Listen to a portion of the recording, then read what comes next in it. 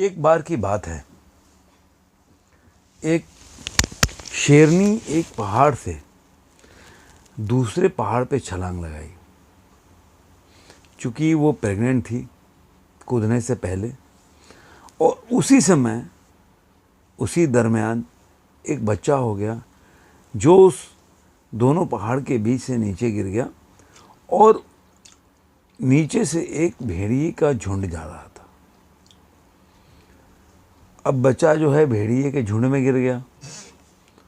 उन लोगों ने बच्चे को निकाला और वो अपने साथ लेके चले गए।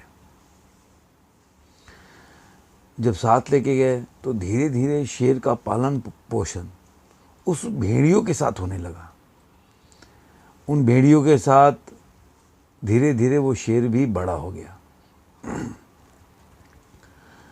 अब जब वो शेर धीरे धीरे बड़ा हो गया तो उसमें सारे आचार विचार सारे भेड़ियों के आने लगे। कैसे भेड़िए चलते हैं, कैसे खाते हैं, कैसे घूमते हैं, किस बात पे क्या रिएक्ट करते हैं, वो चीज़ उसमें पूरा वही आ गया। अब उसकी बनावट तो शेर की थी, लेकिन पूरे जो आचरण व्यवहार उसका था वो भेड़िए का था। इस कहानी को आगे ले चलने से पहले मेरे एक चैनल के बारे में एक वीडियो क्लिपिंग है जो मेरे चैनल के विषय में बताता है, वो ज़रूर आप देखें।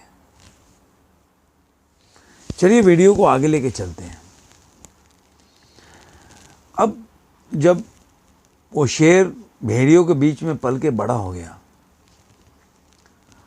तो वो शक्ल से या बनावट से या रूप रंग से वो शेर हो, लेकिन वो भेड़ियों के साथ रह रहकर भेड़ियों का आचरण करने लगा। उसको ये पता ही नहीं चला कि मैं शेर हूँ। अभी कहानी का जो अंत है और इससे क्या मैं बताना चाहता हूँ मैं बाद में बताऊँगा।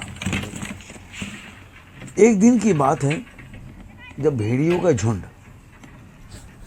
जंगल में अपने खाना के तलाश में आगे निकलते जा रहे थे। काफ़ी दूर निकल गए और ऐसे जगह पे पहुंच गए जहाँ पे शेरों का पूरा इलाका था। जब शेरों ने देखा कि अरे भाई ये तो भेड़िए का झुंड आ रहा है, तो उन्होंने आक्रमण कर दिया, क्योंकि उनको लगा कि चलो अब इतने भेड़ियों को मारने के बाद हमें पूरे कई समय के लिए खाना मिल जाएगा और इसका संग्रहण करके हम काफ़ी दिन तक इस खाने के बदौलत जी सकते हैं। जब आक्रमण किया सारे भेड़िए भागने लगे। चूँकि शेर भी भेड़ियों के साथ रहते रहते उसका भी आचरण वैसा हो गया था, वो भी भागने लगा। इन दरमियान उन शेरों का नज़र उस शेर पे पड़ा जो भेड़ियों के साथ रहता था। उनको लगा यार ये तो है अपनी प्रजाति का, दिखता भी अपने जैसे है, लेकिन इसका आचरण ऐसा क्यों है, ये तो भेड़ियों की तरफ भाग रहा है। अब शेरों में भेड़ियों के मारने की जो लालसा है उससे ज़्यादा उस शेर को समझने में हो गया कि आखिर ये शेर होके ये भेड़ियों के साथ कैसे भाग रहा है, भेड़ियों का आचरण कैसे कर रहा है। अब वो जितने भी शेर थे पीछे लग गए। भेड़िए तो भाग गए क्योंकि शेर का ध्यान जो था उस शेर को पकड़ने में था जो भेड़िए के साथ रहता था। बहुत दौड़ने के बाद उन्होंने उस शेर को पकड़ लिया। शेर को जैसे ही शेरों ने पकड़ा, वो जो भेड़िए के साथ रहता था वो शेर उनके पैरों पे गिर गया और रहम की भीख मांगने लगा, गिड़गिड़ाने लगा, रोने लगा कि मुझे माफ़ कर दो, मुझे जाने दो, मैं अपने झुंड के साथ बिछड़ गया हूँ। वो शेर समझाने की कोशिश कर रहे हैं कि नहीं, तुम तो दिखता मेरी तरह है, तू शेर है, तू ऐसा आचरण क्यों कर रहा है, ऐसा व्यवहार क्यों कर रहा है कि तू भेड़िया लग रहा है। वो मानने को तैयार ही नहीं। वो बोला कि तुम हमारी प्रजाति का, तुम्हें तो मतलब हमारी तरह होना चाहिए, तुम भाग क्यों रहा है। लेकिन शेर मानने को तैयार नहीं, जो भेड़िए के साथ रहता था। वो ऐसे ही पैरों पे रो के गिड़गिड़ा रहा है, जो मैं कर सकता था अपने को बचाने के लिए। उसमें से एक बूढ़ा शेर था जो कि शिकार करने के लिए आया था। उसने उस जो भेड़िए के साथ रहता था उस शेर को पकड़ा और खींच के दूर तक लेके गया अब सोचिए कि एक बूढ़ा शेर एक जवान शेर को खींच सकता है, और वो जवान शेर जो भेड़िए के साथ रहता था वो खींचा जा रहा है। क्यों? क्योंकि वो अपने को शेर मान ही नहीं रहा, वो अपने को भेड़िया ही मान रहा है, तो इसलिए खींचा जा रहा है। आचरण वैसा ही हो जाता है जैसा कि आप समाज में रहते हैं। वो शेर, बूढ़ा शेर खींच के लेके गया और एक तालाब के किनारे ले गया, और उसको उसका सर उसके पानी में ले जाकर नज़दीक दिखाया, देख मेरी शक्ल देख, तू मेरी और अपनी शक्ल देख, हम दोनों एक ही तरह दिखते हैं कि नहीं। कभी भेड़िए को देखा अपनी तरह?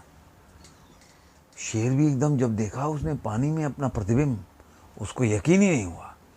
अचानक से उसके मुंह से उस शेर वाली दहाड़ आई। अब इस कहानी से ये मैं बताने का प्रयास कर रहा हूं, सुख दुख, जिंदगी की कोई भी जो ऐसे भावनाएं होती हैं, ये हम अपने को रिलेट करने से होता है। सुख भी आती है और दुख भी आता है और जाता भी है, लेकिन हम सुख और दुख से अलग हैं। क्योंकि अगर सुख हमारे को आ रहा है या मिल रहा है और दुख हमारे पास आ रहा है या मिल रहा है, इसका मतलब है हम दोनों हैं नहीं। मनुष्य सुख और दुख से भिन्न है, वो अलग है। लेकिन हम अपने अज्ञानतावश भावनाओं के वंशीभूत होकर हम मानने लगते हैं कि हम सुखी हैं, हम दुखी हैं, लेकिन हम जो फील करते हैं वो हम अलग हैं। हम जिस तरह से सोचते हैं, जैसा हमारा विचार होता है, वैसे प्रतिकार में हम अपने को बना लेते हैं। हम ऐसे अपने को अनुभव करने लगते हैं कि हम वैसे ही हैं। जैसे आप अंधकार में जाएं, आपको कोई रोशनी नहीं होगी, कोई प्रकाश नहीं मिलेगा, तब भी आपको पता होगा कि आप कौन है, कहाँ हैं, कैसे खड़े हैं, आपका हाथ किधर है। ये नहीं बोल रहा हूं कि आप टेबल पकड़े, क्या पकड़े, स्पर्श की बात नहीं कर रहा हूं, लेकिन आपका हाथ किस तरह है, कितने फिंगर खुले, आपको पता होता है। एकदम कितना भी डार्क अंधेरा कर लीजिए, आपको अपने बारे में पता होता है, क्योंकि आप अलग हैं इन चीज़ों से। आप ना अंधकार में हैं ना प्रकाश में हैं।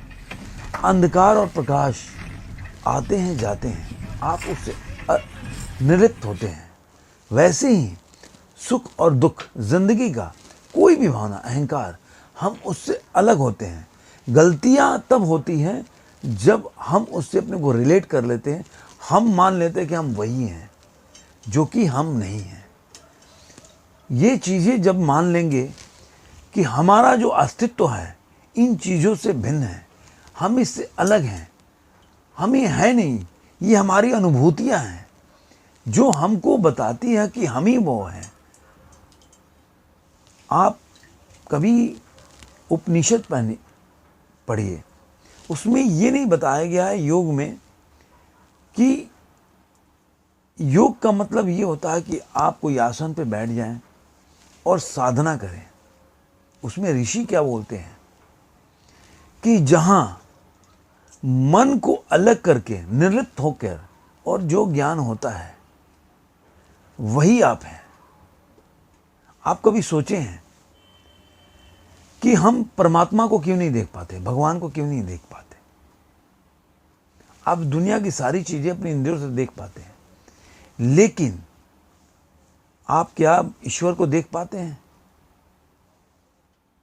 सोचिए जरा, क्यों? क्योंकि ईश्वर का अंश है आप। आप कभी अपने आप को देख पाते हैं? नहीं। मिरर का सहायता लेते हैं अपने को देखने के लिए। पूरी जिंदगी मिरर ना हो तो अपने को नहीं देख पाएंगे, लेकिन अगर वो आपका इनर पार्ट होगा, उसको भी आप नहीं देख पाएंगे किसी भी मिरर से। तो आपके अंदर जो ईश्वर है, भगवान है, उसको आप कभी भी नहीं देख पाएंगे, क्योंकि आप एक अलग हैं, इन चीज़ों से बिल्कुल भिन्न है। जब हम इसमें अपने को समाहित मान लेते हैं कि हम इसके वंशीभूत हैं, इसी भावनाओं में हम अपने को लीन मान लेते हैं, तभी सारी परेशानियों की शुरुआत होती है। चाहे आप दुख से दुखी हो जाएं, चाहे सुख से सुखी हो जाएं, कोई चीज़ मिल जाए आपको मनपसंद तो उससे आपको आनंद की अनुभूति हो, वो आनंद सुख होता है, वो आनंद आनंद नहीं होता है। कोई चीज़ आपका मनपसंद न मिले तो आपको दुख की अनुभूति होती है। सारे विकार जो हैं, सारी भावनाएं जो हैं, ये जिस दिन हमारे समझ में आ जाएगा कि अलग है, उस दिन हमारा प्रयास, हमारा योग साधना शुरू होगा। योग का मतलब यही है कि आप क्या हैं वो जानिए। फिर मिलेंगे किसी नए वीडियो में किसी नए विचार के साथ। तब तक के लिए धन्यवाद।